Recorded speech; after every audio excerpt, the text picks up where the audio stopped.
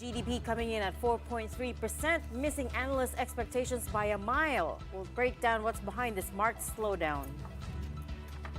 It's official. All 22 of the Manila reclamation projects have been suspended pending government review. And content creator and now national record holder Wil Dasovich joins us later to talk about his record-smashing underwater breath hold. Welcome to the show. I'm Regina. I'm Gretchen Ho. And I'm Shawn. Tonight's big story, the economy slowed down sharply in the second quarter, caused by a multitude of factors. The GDP reading came in at 4.3%, the slowest pace in nearly 12 years. Also, the bad news is the slowdown was evident in all major sectors of the economy, particularly household and government spending.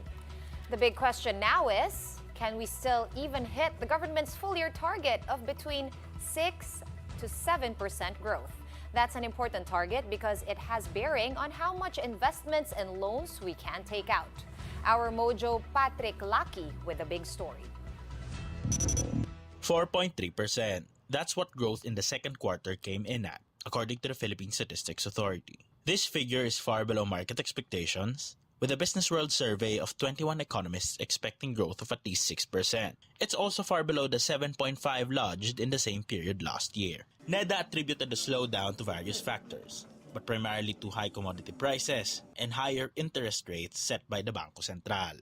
The prices are still elevated. What has slowed down is the pace, of the pace in the increases of prices. The lag effects nga ng mga uptick in the interest rates last year and early this year, we are feeling that now, especially dun sa investment, and even sa mga household purchases of durable goods. Makikita, people postponed their spending on durable goods. That means to hit the government's target of between 6 to 7% this year, the economy would have to grow at least 6.6% in the second half of 2023. NEDA Secretary Arsenio Balisacan remains optimistic. The economic team is closely monitoring domestic and external developments and is ready to make policy adjustments to ensure that we attain our medium-term growth targets.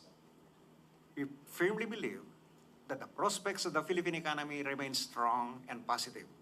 But economists are worried rising consumer prices globally could hurt growth even more in the coming months. For instance, a ban on rice exports in India and weather disturbances in Southeast Asia have pushed up rice prices to a 15-year high. Not to mention agri-damage due to typhoons Egay and Falcon have reached nearly 3 billion pesos now. Experts also point out that the 2024 budget, which is currently being deliberated in Congress, has a lot of leakages. Confidential funds, intelligence funds are not productive funds. They're just basically saying that we're going to watch our people and we need money to watch our people. I think we need to put that money into productive means. We can use that money to provide credit subsidies, or we can even provide tax holidays to small businessmen who need them. In a tweet, BPI Chief Economist June Neri said, the narrative of the Philippines being the fastest growing Southeast Asian economy is over. He also pointed out that the government's underspending was one of the biggest drags, coming in at negative 7.1%. Mobile Journal, Patrick Lucky. All right, let's break down this latest GDP data with ING senior economist Nicolas Mapa. Nikki, welcome to the big story. Thanks for joining us tonight. Good evening, and thanks for having me. I love talking to you on big GDP days because you know it all. But your views are usually quite, shall we say, restrained. But even you did not expect this low a number. What happened there? Yeah, so I guess as the top line of your show said, we missed it by a mile. I think for some economists, we had expected a slowdown. I had expected a slowdown, but the magnitude of the downturn was just more pronounced than I guess even the most pessimistic of our analysts were looking at. Yeah, it was an across-the-board slowdown. We had sort of pegged the loss or fading revenge spending to manifest. All those rate hikes that Secretary Balisacan also mentioned, definitely weighing on capital formation. And I guess the third reason for the slowdown, government spending fell 7%. I had priced in a flat growth for government spending, but yeah, I guess the 7% contraction was just a very big drag on the economy and that's what pushed it down to 4.3%. All right, moving forward, Nikki, the slowdown in government spending, the Budget Department has said that the low utilization of the budget is a problem. They have acknowledged that moving forward, the government is planning to front load all projects across all agencies. Would that be enough? Of course, there's also the Build Better More infrastructure push. They have identified 194 priority projects that is supposed to boost the economy. Are these two programs, these two efforts enough to pump up our GDP? I understand that in the second half, we need to hit 6.6 to come to target at the end of the year. Well, one of the few bright spots for construction in the second quarter was actually public construction. It was up, I think, about 10 or 11%. It was private construction that was on the downturn. So, I mean, I guess government spending will be welcome. We need every piece of fiscal stimulus that we can get our hands on. So, yeah, double time on efforts of getting the money out. These big ticket items, if they can get them rolling, that would be great. There is the fiscal multiplier effect. If whenever the government spends, it tends to create more economic activity.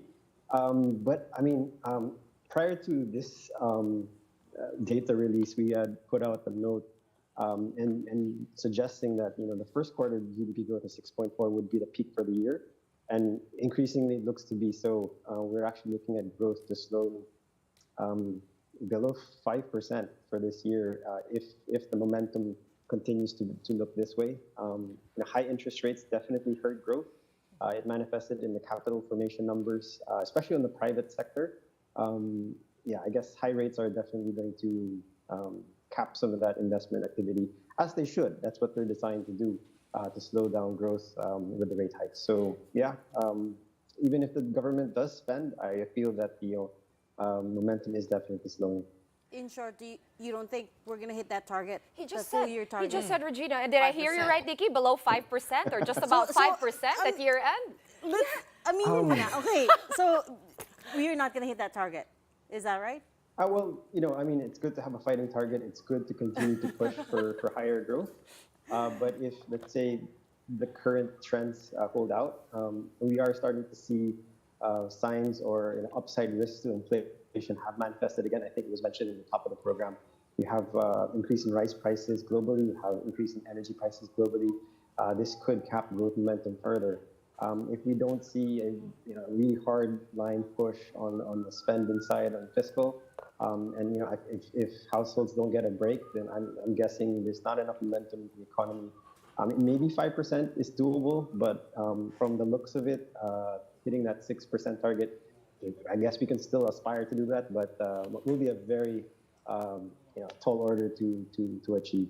Okay, the BSP is set to meet next week. How do you think monetary policy should go? How do they adjust with balancing the slowdown in growth as well as the risk of higher inflation? Yeah, that's a great point. The BSP will have like a balancing act next week. Governor Remanona always says that he's data dependent. He's not, skewed to one area. If you look at the data, he's definitely going to be looking at this second quarter GDP number. Plus, he's also going to be cognizant of the fact that there are upside risks to inflation. So I guess the very good, like the moderate and the prudent move would be to pause next week, just so that they can provide a little more, at least support for growth in the near term, as well as stay very, I guess, mindful of the upside risks to inflation that are looming in the background, energy prices as well as grain prices. Any underperforming sectors that you've seen? We've seen wholesale and retail trade, financial insurance activities, transportation and storage. Those were the three main contributors to the growth. But just pointing out the different sectors, is there any of them that underperformed for you in the second quarter? Well, construction, I feel private construction was negative. I think that's probably a function of higher interest rates. Household consumption is also negative on a quarter-on-quarter basis, seasonally adjusted by a full percentage point. And we're seeing cutbacks in spending on clothing and footwear by a big margin. I think it's more than 20%. Even food is down. Restaurants on a quarter-on-quarter seasonally adjusted is also down. So I guess this is revenge spending sort of fading just a bit. Households are now moving to more normal time savings and consumption behavior. The pandemic is behind us, the lockdowns, knock on wood, are behind us. So I guess this is households trying to get back to more normal activity, and we're seeing that in the spending numbers.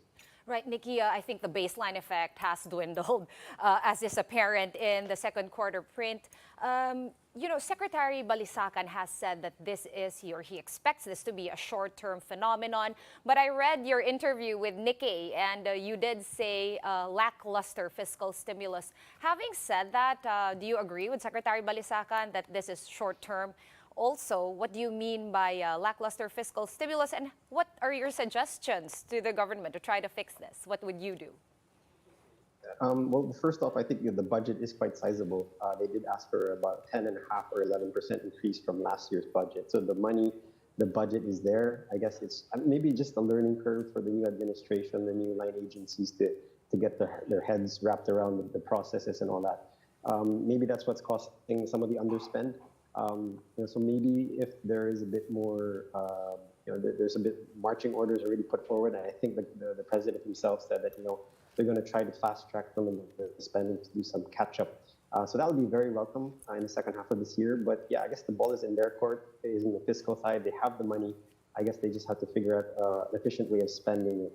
That's a very good multiplier. Once the government spends, that tends to generate jobs, that tends to make money move around. So that's going to be a very welcome development. So yeah, we're going to need that fiscal push. It was, yeah. So If it the was a money negative is number. spent wisely. It was a negative number this quarter. So and that's what blindsided me.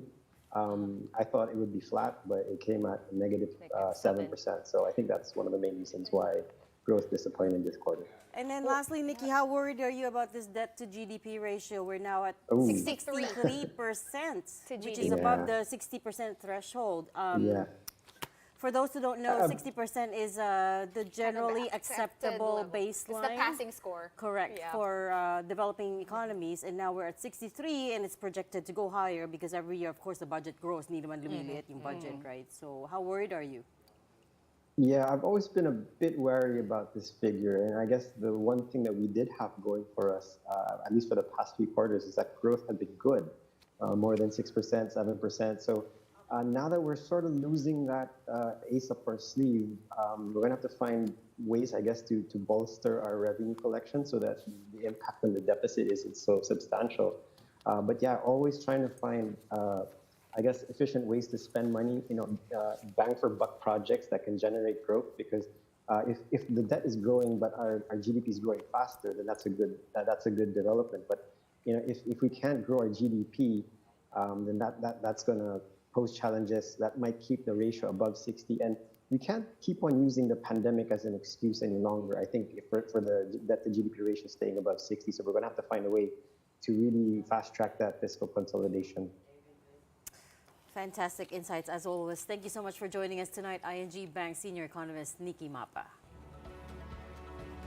We're going to pause for a quick break. Right after that, we'll be speaking with Philippine Reclamation Authority's Joseph John Literal to discuss the suspension of all Manila Bay reclamation projects. Stay with us.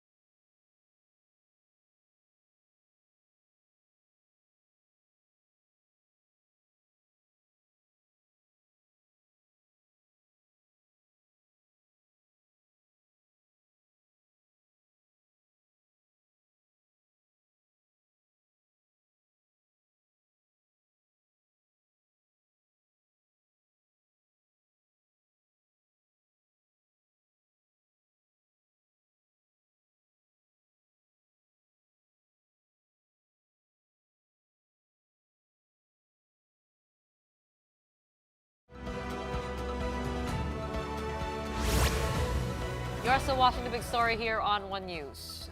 The Environment Department confirmed the suspension of all reclamation projects in the Manila Bay.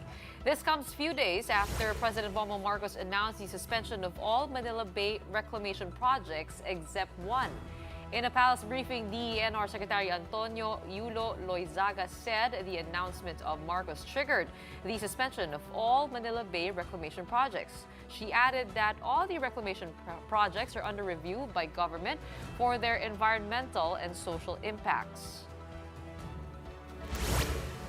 Here to discuss the ongoing issue on the Manila Bay reclamation projects, we have with us live via Zoom Attorney Joseph John Literal. He is the Assistant General Manager of the Philippine Reclamation Authority. Good evening, sir. Welcome to the big story. Good evening po, ma'am. So as you heard us report, all 22 reclamation projects in Manila Bay have been suspended.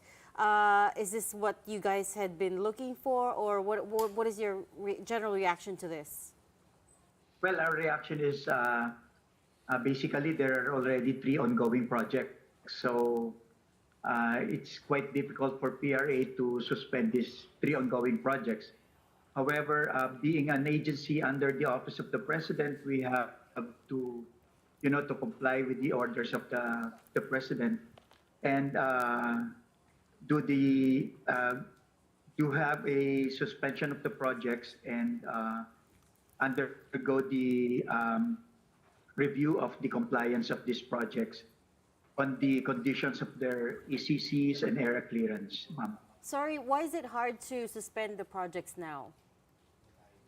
Ma'am, because financially they have already spent so much on the studies. And secondly, foreign vessels and crews are already in, and whenever these vessels would have their operation, they would be assessed with demurrage and other fees by the authorities. All right. The reason behind the suspension, sir, is of course the total or cumulative impact of all these reclamation projects. These are only 22 now, but there have been prior reclamation projects, so marami na. Can you talk to us how you guys assess the impact of the project? Is it per project? Do you take it as a whole, as the DENR Secretary wants? What is the process?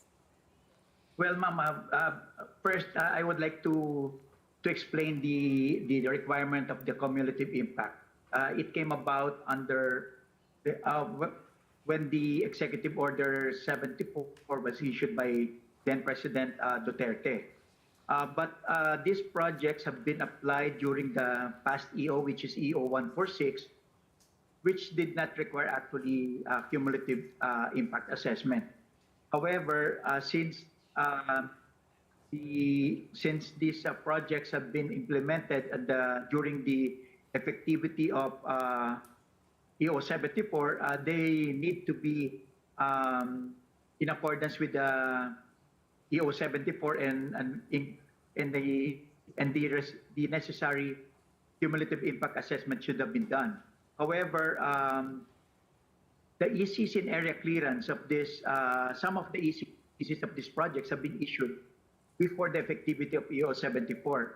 So that's our situation right now. It could be hard for us, or it could be a post requirement if we would be asking them for a cumulative assessment. However, I think it would be just proper for these reclamation projects to undergo a cumulative impact assessment because of the concerns of the President. So, Sir John, paano yun? Yun nga, no? You're saying may overlapping rules. So, some nauna na, hindi natamaan itong bagong rule. Are you going to enforce these new rules on the older projects? Are you going to have to, now that it's already the third admin, no, na pinag-uusapan natin since the start of some of the projects? Yes, ma'am, we have to. In the first place, ma'am, originally the power to approve or the authority to approve a reclamation project is vested on the President. However, under EO 74, it was delegated to the PRA Governing Board. But this delegation retained the President or did not diminish the power of the President to review. Actually, this suspension is just as a process of review of the president of the decisions of the PRA governing board. So we're open to that directive from the president. Well, Attorney, can you confirm to us, did all of the 22 projects that are ongoing now go through the PRA? Kasi we're getting reports na out of 25 daw in review, 6 lang yung na-approve. Can you clarify that with us? We're just confused doon sa figures, no, ma'am. But all this, yung sinasabi nilang number of approved projects, it passed through PRA po. And there is a very long process for the approval with the securing of the ECC and air clearance and other certificate of or letters of objections or certifications of support to these projects from other different government agencies. So actually hindi lang namin alam what's meant by na-approve yung 6 and the rest Okay, pero But yesterday po si Presidente Mayo nabanggit po siya na isang project na sinabi niya hindi suspended. Can you clarify what that project is exactly? Yes, ma'am. Actually, yesterday we were waiting for that, for the information that would identify that one single project na exception doon sa directive. However, this afternoon during the press con of Madam Secretary Loizaga, ma'am, she clarified that there's no exception. All of the 22 recorded approved projects would undergo the Alright, attorney, kasi syempre kung kahapon sinabi nga nung presidente na may isang exempted, syempre lahat kami na-curious, ano nga ba yung na-exempt na isang yon? Tsaka bakit? Tsaka bakit? Tsaka sino yon, di ba? Wala bang any idea, Sir Attorney, kung aling proyekto yon? Yun ba yung tinitira na, the reason, the project that has, encouraged or brought forth these arguments, yung winarningan sa atin ng US Embassy? Yes, ma'am. Actually, ma'am, pwede mong isipin that that's the project na being reviewed. Yes. Say right now, very specific na ako, that's the Manila project po. That's the project nearest the US Embassy po. Right now, they have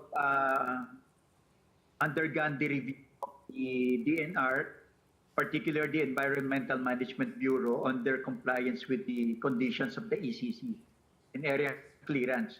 So kami, ma'am, on the side of PRA, naisip namin na I think they already have gone through the review process, except for the cumulative assessment. But the review process itself, sabi ko, baka nga may possibility na sila yung tapos na. But again, this afternoon, it was clarified na wala naman pong exception, but all of the approved projects would similarly undergo the review of their compliance. Okay, Attorney, can you paint us a picture of all these projects? 22 ito. Not sure kami kung ilan ba yung ongoing, ilan yung in the process. At syempre, iba-iba na yung progress rate ng mga projects na to. Pero kung natapos itong 22 na projects ito, ano na mangyayari? Ano na magiging itsura ng Manila Bay compared to sa itsura niya right now na meron na ring na-reclaim na ibang areas all the way to Pasay? For you to have a clearer picture, Manila Bay is about 199,000 hectares. And the projects are mostly concentrated the side of NCR and a little bit going to Cavite. So ito pong approved projects sa NCR, they're actually 13. Yung 22 po nasasabi, there are approved projects nationwide. So meron po sa Cebu, meron po sa Davao, meron po.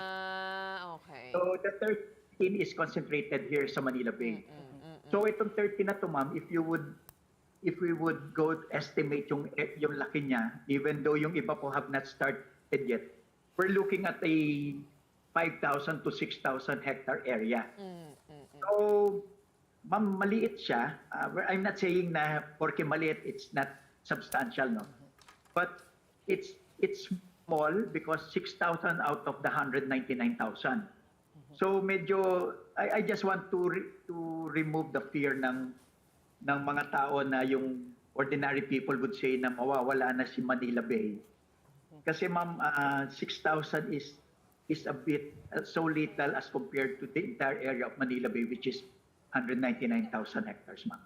Pero attorney, no, 13 out of these 22 projects nakadikit nga sa NCR, mostly Manila and Cavite, where as we know, most of our population in the entire Philippines dito nakatira, no, sa NCR, Cavite, that area. So, having said that, ano po yung mga sa previous EOs, under the previous EOs, what is the process to get an approval?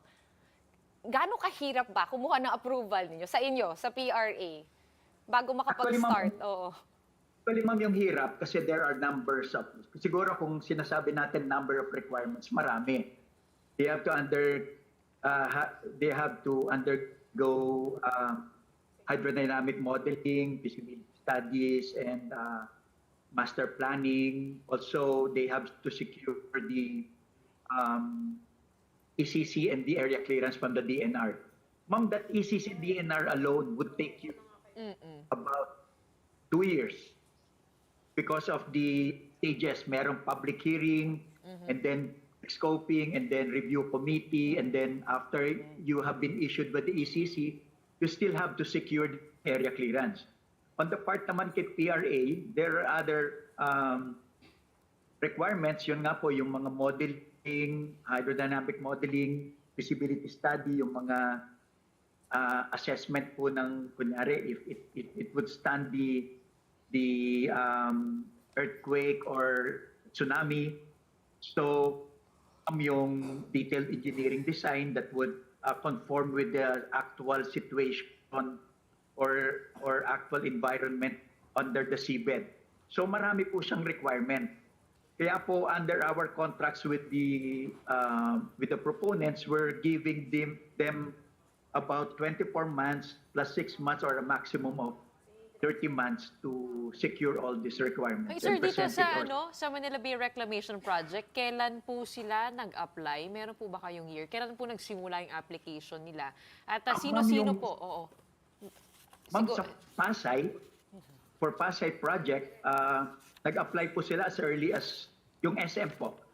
SM and Pasay, they applied as early as 2012 and 2013. For most of the projects right now, they applied during the term of President Duterte, which is 2016. So, sipin nyo ma'am, 2013, 2016, nag-start sila ma'am, earliest is 2021. So the process of the approval and securing of all these permits will take you about 2, 3 years or 5 years, ma'am, after their application with PRA. All right. Thank you very much for those clarifications. Thank you and for joining us, Attorney Joseph John Literal, Assistant General Manager of the Philippine Reclamation Authority. Another break for now, but right after that, we will be speaking to vlogger Wil Dasovich about his national record for holding one's breath underwater. That and more when the big story returns. Keep it here.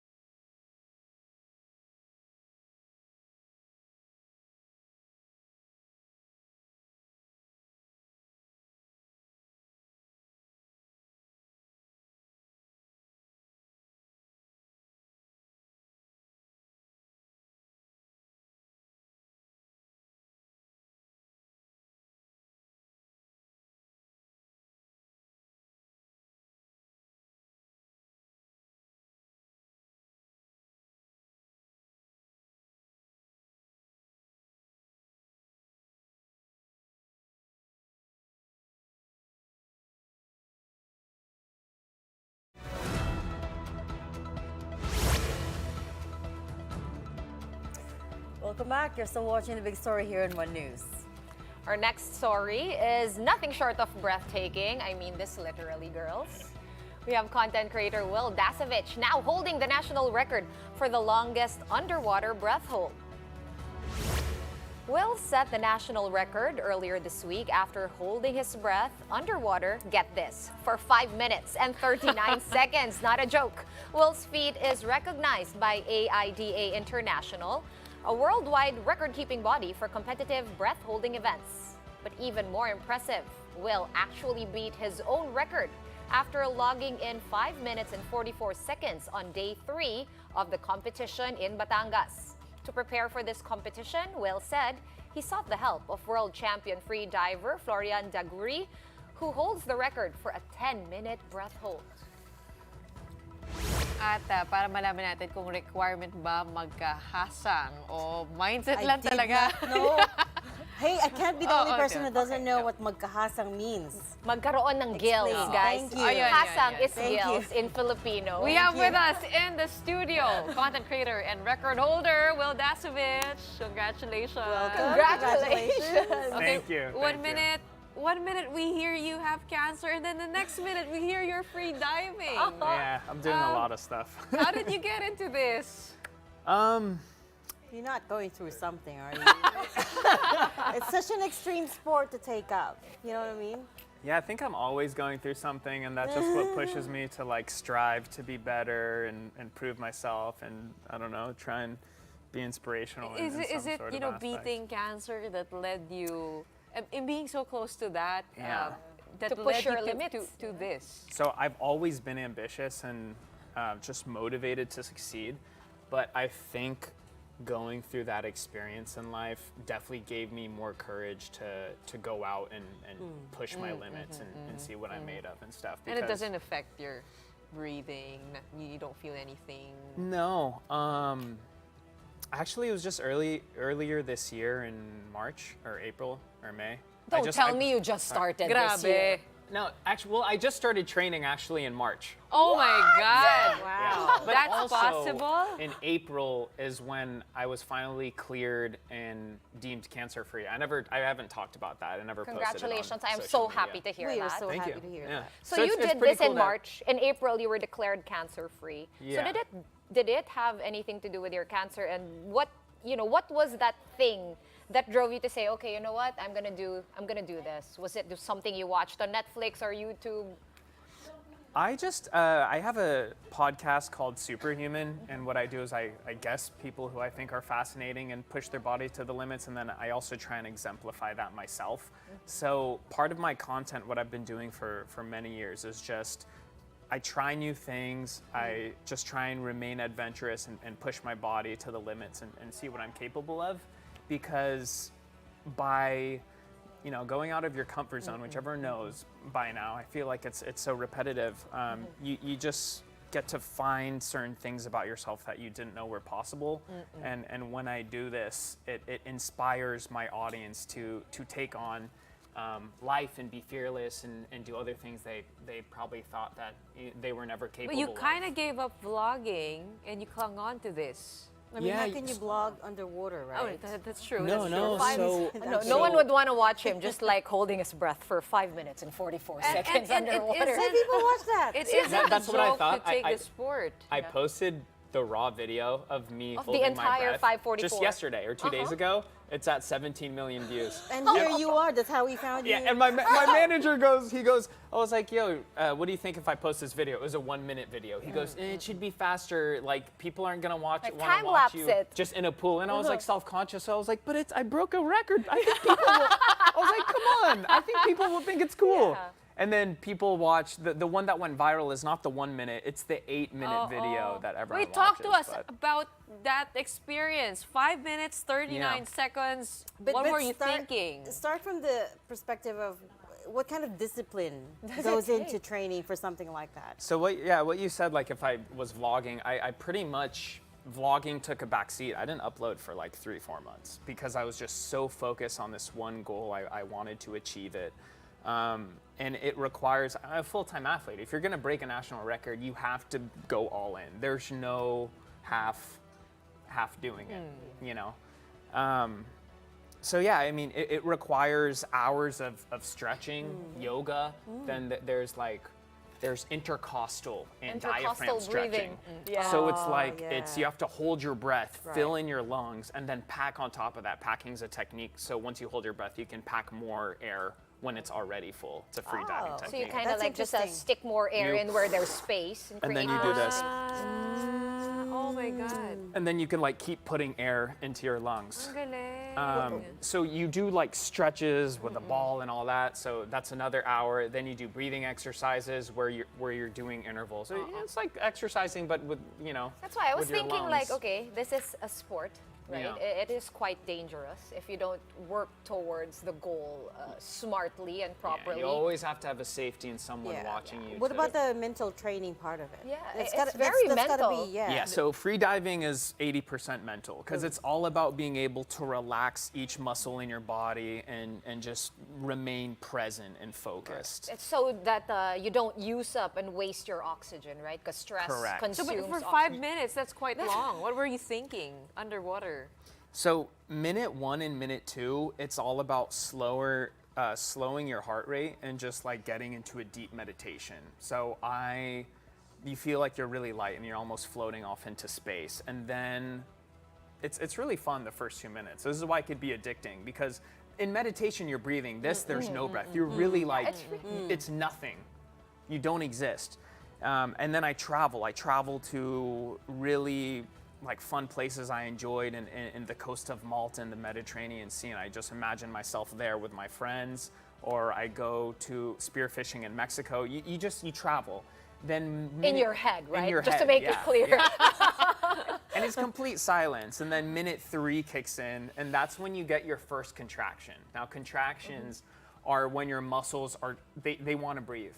So your stomach just starts moving because it just starts trying to inhale, and then from your stomach it like moves up to your chest, and then from your chest your neck starts to And move. then that's when the panic sets in. Yes, that's when most people Right. start to Okay, panic. so Minute then how do you 4? get past that? So this is where you do a body scan and you imagine like this energy ball going down, and then I just go 1, 2, 3, boom, 1, 2, 3, boom, 1, 2, 3, boom, and with So each you 1, 2, shift 3, your focus. like to the I'm killing each part of my body and I'm like releasing tension, and then you're fighting all this movement because every time you move, you're losing oxygen. Right. And you have to, again, you can't panic because the moment you panic, your heart rate goes high. Exactly. And then once your heart rate goes high, you're losing oxygen Yeah, like it's crazy. just like in scuba diving. I also read Yeah. somewhere that you blacked out once. What does that mean? Can you elaborate Yeah, on what yeah. blacking out means? Okay, Does it mean you're so- traveling to Malta in your head, or Blacked is out. it a real blackout? Nawalan na siya na. Okay, so in March, this is where my official training started. I YouTubed like how to hold your breath and do all this stuff. This is how I got into free diving. The first time I did it, I just tried it, and I held my breath for 3 minutes, and everyone was like, "Wow, you're really good." Started from 3 minutes? That is so I was pretty like, long. That I is was like, pretty I think I'm long. good at this. I think you Everyone are. made me believe I was naturally good, and I don't know if I think maybe a lot of people can do that on their first try, but I just felt like I was good at it. So I was like, this is cool, and I'll just keep doing it. And then I did it more, and then I finally got certified, which was just like a weekend. After my certification, I was able to hold my breath for 4 minutes. And then, so I was like, maybe I can just go and break the record, which at the time was like 5 minutes and 15 seconds. It was lower at the time. So I walked into a competition in March, and I didn't have a coach, I didn't have a trainer, I don't know the rules. I was the only Filipino there because what's really amazing is the Philippines is the free diving capital of Asia. Like we world are. champions are all Actually, there. yeah, they all come Amazing. here to They free all dive. come here. Right, Like right, the that is movies I was true. watching on Netflix, Yeah. they're all there at Bohol. Oh, the spot in Romblon? In Romblon? There are really Aniko, all deep these diving in the things. sites. Philippines. They're all in the Yeah. Oh Philippines. my They're breaking God. world records in the Philippines. And the Philippines has no idea because freediving doesn't Because get... you don't need any equipment. You don't need to rent out Yeah. like. And there's some really deep, deep. The Philippine I don't know deep. what you call them. Yeah, No, the Bohol. trenches. So Bohol is like Bohol. the capital. It's where they all go. It's super I've heard beautiful. there's a spot in Romblon as well. Yes, that's the other one. That's And the then what really good one. happened? Okay, so I walked into this competition thinking like I could just YouTube videos and become a champion.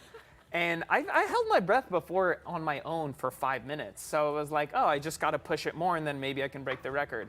When you go into a competition setting, completely different. There's a crowd, you're nervous. I didn't take any of this into Consideration. There's pressure. and you can't warm up because there should be, like, in my own in private, I can meditate. There's no one talking to me, and you go into this deep meditation. You can't meditate when everyone's watching you, and then they're just like, Will, you're up. And then it's just like, oh, you just go? There's no meditation.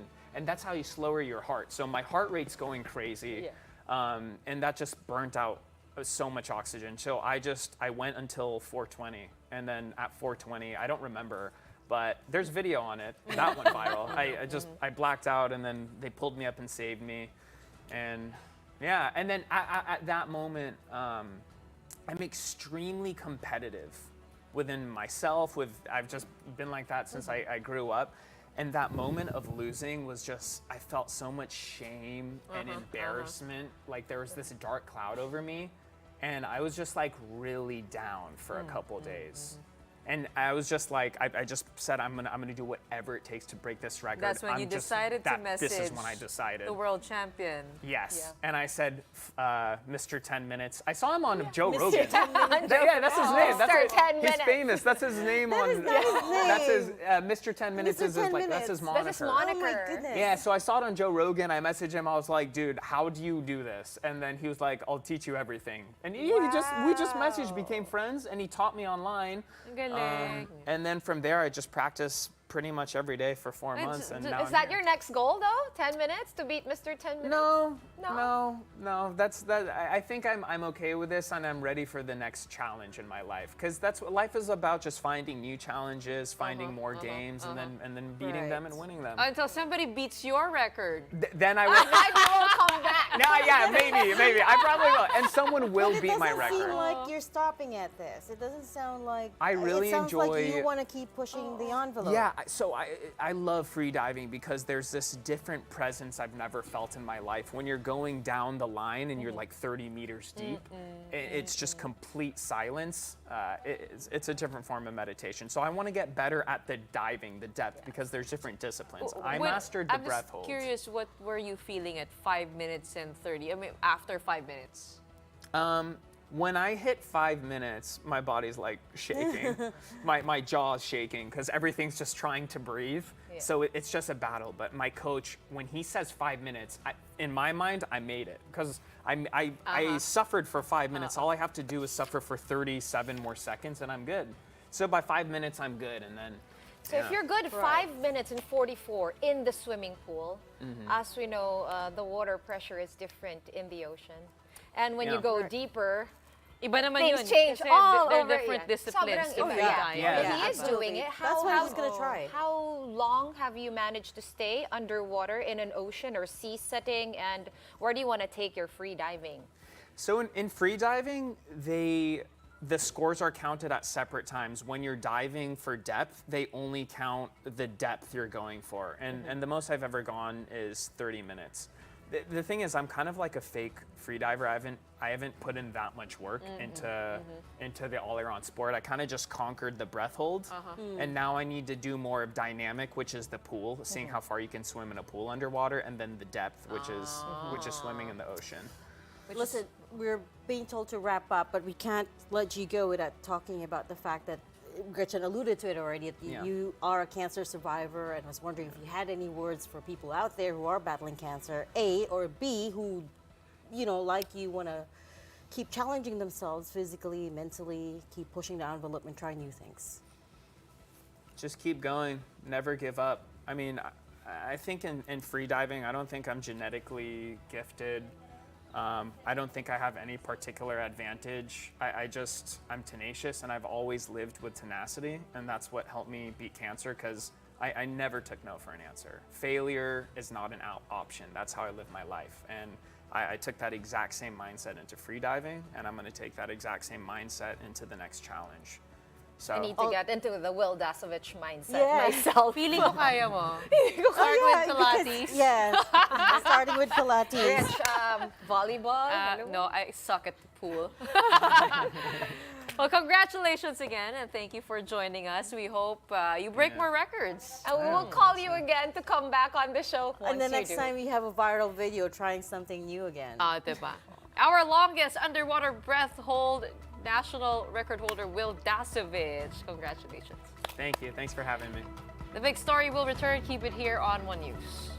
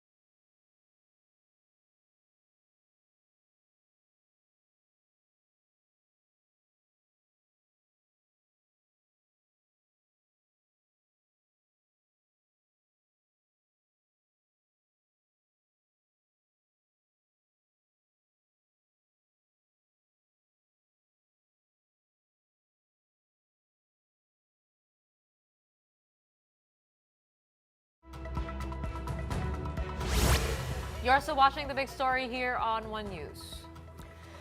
All right, more serious note now. The Armed Forces of the Philippines reported that 12 militia ships assisted the Chinese Coast Guard during their water cannon assault on a Philippine vessel in the Ayungin Shoal last Saturday. According to AFP spokesperson Colonel Medel Aguilar, these vessels were providing support to 6 ships of the Chinese Coast Guards. On top of that was the reported presence of the Chinese Navy in the vicinity of Ayungin.